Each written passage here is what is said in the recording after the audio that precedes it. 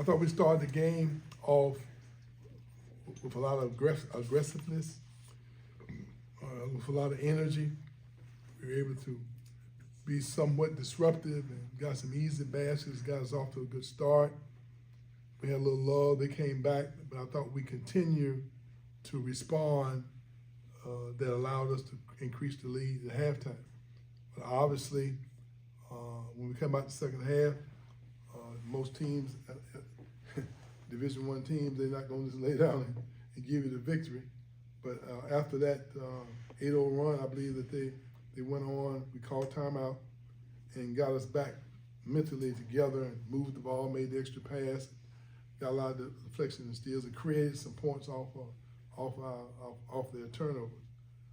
We shot the ball a lot better from the free throw line tonight, which I think that has been missing with our play as of late.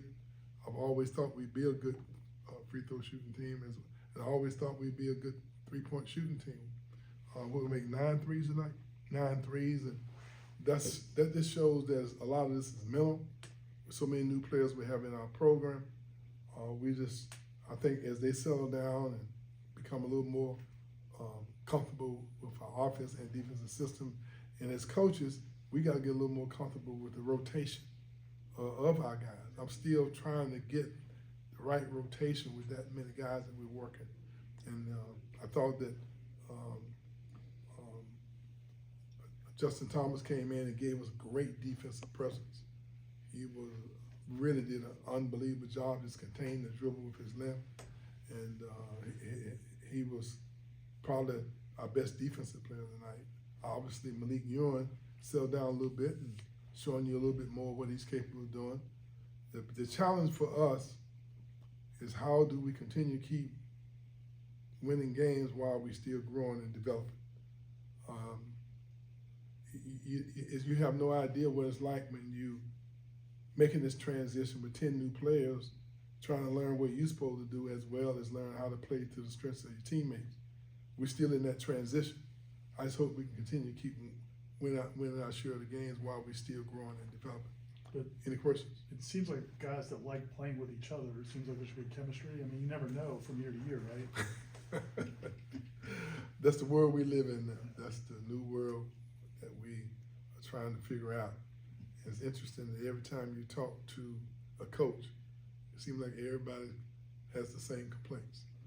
Just, new guys adjusting, trying to get them to focus with all the distractions in their ears and the things they have to listen to. It's a new ball game, and we all got to figure out what's the best way, what's the best approach in the new climate that exists now in college athletics.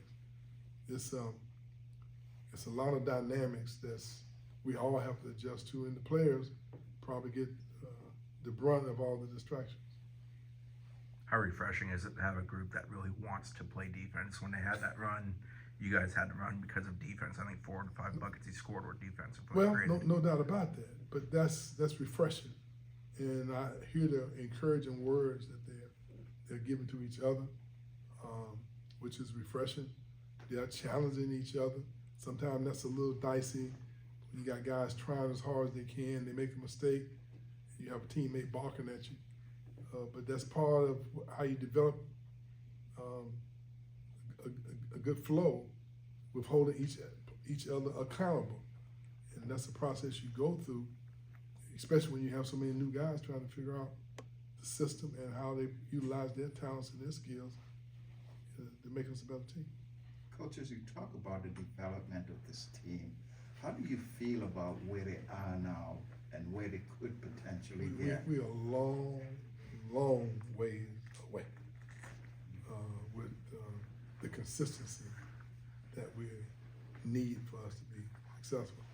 You see, for years, and I've said this probably the first time you heard me say it, but as coaches, we were operating with juniors and seniors that were freshmen and sophomores. And so they already had a basic idea. So the new players that would come in, they had good leadership on the sideline, in the end zone, in the locker room, trying to help accelerate their process and their progress. We don't have that anymore. We have one junior on our team that's been with us 3 years. Everybody else first and second year players. So it's a challenge in the learning process that we're going through. It's different, and I've been talking all year about now understand how we got to change our teaching methods and our development methods. You know, we might not be able to accelerate the process like we have. We have to be a little more patient and take things a little slower so that we don't run out of bounds play and one guy going to the left that should be going to the right. But that's kind of where we are right now. I don't know what Justin's situation was last year at UTSA. I know He was injured. Was he injured? Yes. How impressed? I mean, for a guy who did not play last year, he seems like he has come back and not really missed a step at all, jumping up to this level in competition. But his defense is excellent. I mean, he can really defend. And he doesn't take a lot of. And this was a team that we really, really had to lock in on because that was part of their skill set. Between the legs, how the shoulder face, the head. The Northeastern basketball, they represent that real well. And so you have to be locked in and not take the fakes. You got to be active in the gaps and make sure they don't see the lanes for them to go through. So it's not easy playing against a team that's as skilled as they are. We did a pretty good job. You didn't get a chance to see as skilled their really strength because I thought our players did a real good job. If you notice there, in the first half, we were switching 1 through 5. We knew that they would try to take advantage of that. We didn't really get hurt that much, but the second half, we went to another defensive scheme.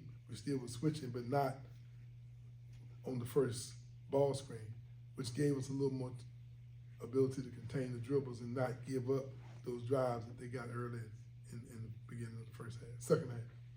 What does it mean to the guys to wear the Seminole Heritage uniforms? Well, we've talked to them about that. It's just such, it has such a great meaning that you represent something that's this traditional, that represents that unconquered spirit that the Seminoles live their life by. And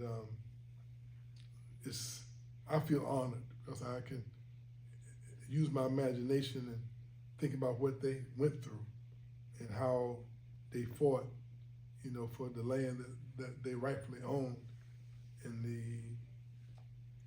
the adjustment they had to make with people coming from all different parts of the world and creating change for them. It was, but they maintained their dignity and their strength, and you realize that that's what we represent. That strength, never giving up, unconquered, but making the adjustment that you had to make and moving on. You can't say anything, but you gotta just honor them for